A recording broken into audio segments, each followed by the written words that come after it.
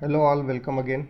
In this video I will explain matrix multiplication and different views of matrix multiplication or different pictures of matrix multiplication. So these are some notations. So this means matrix A is of size M cross P, matrix B is of size P cross N, and matrix C, which is product of A and B, it is of size M cross N. This is Cij, which is product element corresponding to ith row and jth column, and this is its expansion. It looks very complicated, but it's very simple formula. In a nutshell, it's nothing but dot product of two vectors. So this I star is the ith row of A and B star j is jth column of B, and their dot product will give us this element Cij. Matrix multiplication is not commutative, as I think everybody is aware of. AB is equal to AC does not imply B is equal to C. So this cancellation does not work in matrices.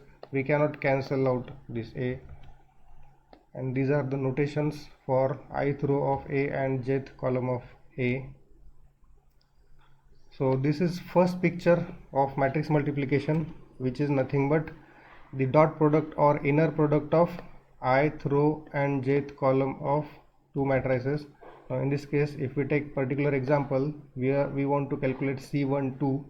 So in this case, it is nothing but the dot product of first column 1 of A and column 2 of B, that will give us the element C12. This is the second picture of ith row of product. So if we are interested in one row of product, or we can view every row of product matrix, as there are two pictures of ith row. So ith row can be viewed as either ith row of A into matrix B, or ith row of product matrix can be thought of as linear combination of rows of B which are scaled by elements of ith row of A. This is not very tough to understand.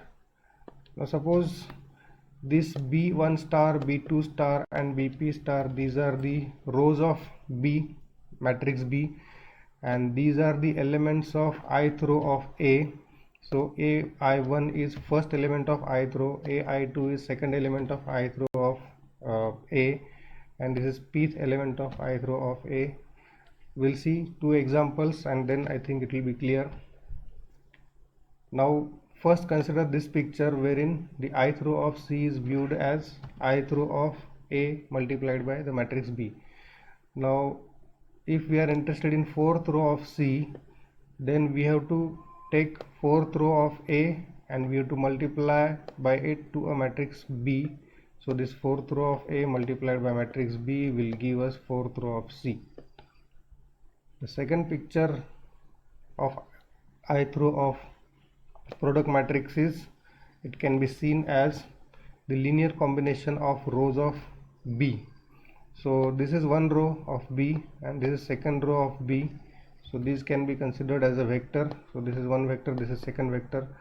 So in this case, what we do is we multiply every vector by corresponding element of ith row of J. So this is first vector, first element of ith row of A. So we multiply by this to this row of B, and we multiply by second element to second row of B.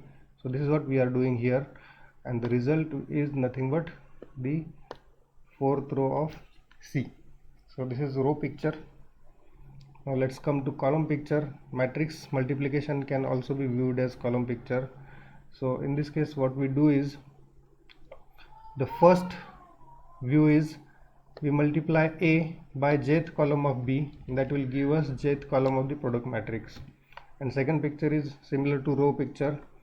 Jth column of C can be thought of as linear combination of columns of A, which is pre-multiplying matrix, by corresponding elements of jth column of B, which is post-multiplying matrix. This formula is similar to what we saw in case of row picture. Let's see examples.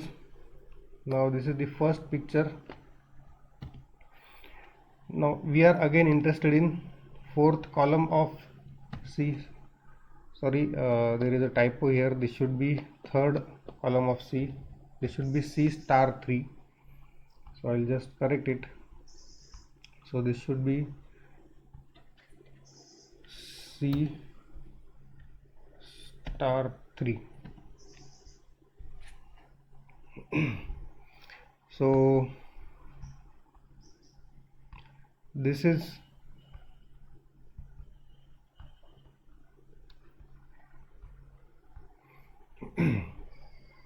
so third column of C is given by A multiplied by third column of B.